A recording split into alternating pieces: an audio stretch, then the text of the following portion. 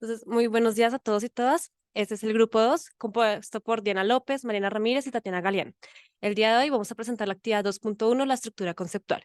Queremos recordar que nuestro tema es puntos críticos de funciones polinómicas de grado 2 y 3 con la derivada.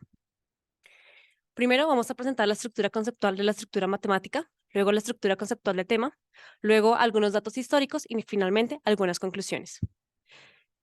Primero, la estructura conceptual de la estructura matemática del tema. En nuestro caso, decidimos abarcarla desde funciones algebraicas.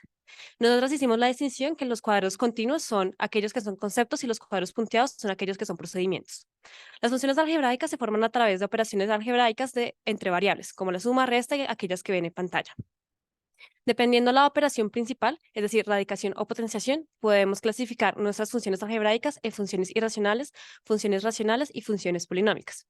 En cuanto a las funciones irracionales, nos interesa la paridad del índice, tienen dominio continuo y carecen de asíntotas.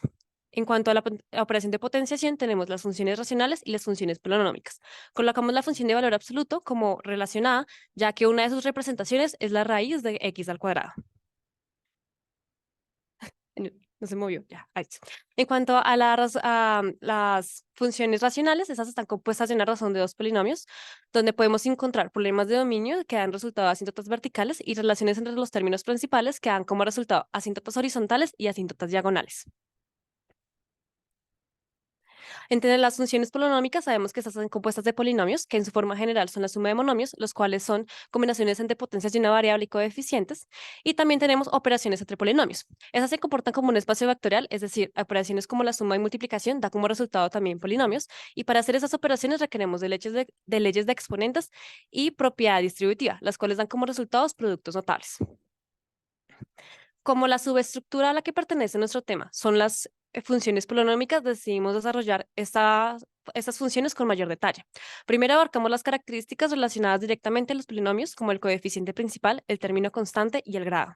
El grado nos da los tipos de polinomios dependiendo pues el número, y aquí encontramos las dos principales funciones polinómicas a las cuales abarcamos nuestro tema, que son la cuadrática y la cúbica. En cuanto a la cuadrática, tenemos que en su forma normal nos da características de la parábola como la apertura y el vértice dependiendo del signo del coeficiente. El grado también nos da el comportamiento en los extremos y nos da intervalos de crecimiento y decrecimiento. Los intervalos de crecimiento y decrecimiento dan como resultado puntos críticos que pueden ser extremos locales, mínimos y máximos globales. También nos da extremos en un intervalo cerrado y nos da puntos de inflexión con los cuales podemos hacer análisis de concavidad. En cuanto a las características propias de estas funciones, encontramos primero que el dominio está en todos los reales, que son diferenciables, por lo tanto la derivada existe en todos los puntos, y a la cual relacionamos a razón de cambio y al límite. Sabemos que su rango es no acotado y por lo tanto también tenemos asíntotas. Y en cuanto a las raíces, destacamos los siguientes procedimientos para encontrarlas. Podemos hacer uso de fórmulas generales para ecuaciones que están de grado 2, 3 y 4. Sabemos que para los polinomios de grado mayor a 5 no existen fórmulas generales gracias al teorema de Abel-Ruffini. Podemos basarnos en otros teoremas para acotar las posibles raíces y también podemos hacer uso de la factorización. En la factorización podemos hacer uso de casos de factorización, teorema del residuo que está relacionado con las divisiones largas y división sintética y otros teoremas o completar el cuadrado. También decidimos incluir algunos procedimientos necesarios a la hora de hacer análisis gráficos de este tipo de funciones. Por ejemplo, encontrar la paridad de las raíces de las raíces múltiples, encontrar algunas simetrías o, por ejemplo, encontrar algunos puntos importantes como los cortes con los ejes. El corte con el eje X también está relacionado con las raíces, que a su vez está relacionado con el teorema fundamental del álgebra y las raíces múltiples. Ahora haremos la estructura conceptual del tema. Decidimos abarcar la estructura conceptual del tema desde puntos críticos. Y aquí resaltamos algunos conceptos que están directamente relacionados con nuestro tema, como la derivada, las funciones polinómicas y los extremos relativos. También destacamos algunos procedimientos importantes como encontrar raíces a través de la solución de ecuaciones y la prueba de la primera derivada. Como el punto crítico depende de si la derivada es cero o inexistente, relacionamos este como un concepto importante y lo vemos como razón de cambio instantáneo, al cual relacionamos los conceptos de límite y recta tangente. Nosotros consideramos la derivada, en nuestro caso, como un concepto. Sin embargo, relacionamos a este procedimientos como encontrar la primera derivada y encontrar derivadas de orden superior como la segunda derivada. A la hora de encontrar derivadas de funciones algebraicas y de funciones trascendentes, hacemos uso de reglas de derivación. En el caso de funciones polinómicas, las reglas que más nos interesan son la regla de potenciación y la regla de suma y de resta. Ahora, para encontrar los productos críticos de funciones polinómicas debemos realizar los siguientes procedimientos. En primer lugar, realizamos la primera derivada, luego encontramos las raíces de esta primera derivada y sometemos esto a un diagrama de signos para poder entender la naturaleza de estos puntos críticos, los cuales pueden ser máximos, mínimos o puntos de silla. Aquí también relacionamos como un procedimiento importante el teorema de Fermat, ya que nos permite hacer algunas verificaciones. En cuanto a las derivadas de orden superior, encontramos que la segunda derivada nos ayuda primero a encontrar puntos de inflexión para hacer análisis de concavidad y también la prueba de la segunda derivada que nos permite clasificar puntos críticos.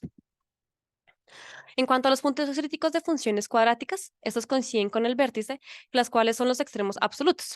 Estos pueden ser máximos o mínimos dependiendo del coeficiente del término cuadrático.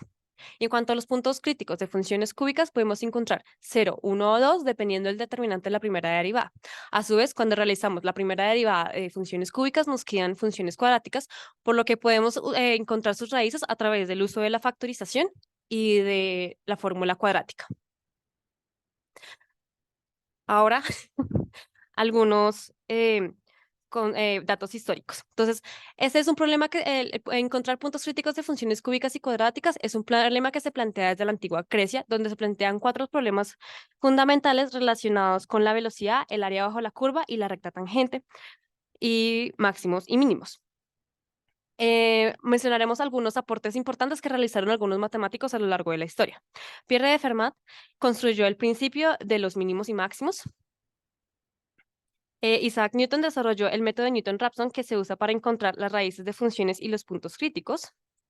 El matemático Leibniz introdujo el concepto de derivada, el cual permite encontrar los máximos y mínimos de una función, así como los puntos de inflexión. También en pantalla colocamos las respectivas notaciones que cada uno introdujo. Newton introdujo una llamada fluxión, que consiste en un punto sobre las variables, y Leibniz introdujo la que vemos en pantalla. También el matemático Cauchy eh, define la derivada como concepto de límite y desarrolló el concepto de extremos condicionados. Y el matemático Weierstrass demuestra el teorema de valor extremo. Finalmente, entre nuestras conclusiones es que este ha sido un problema que ha sido de interés en múltiples civilizaciones y para varios matemáticos. Y entre los conceptos principales consideramos que tenemos la derivada y los puntos críticos, y como procedimientos consideramos importantes la factorización, el diagrama de signos, el despeje de ecuaciones y identificar intervalos de crecimiento y decrecimiento. Gracias.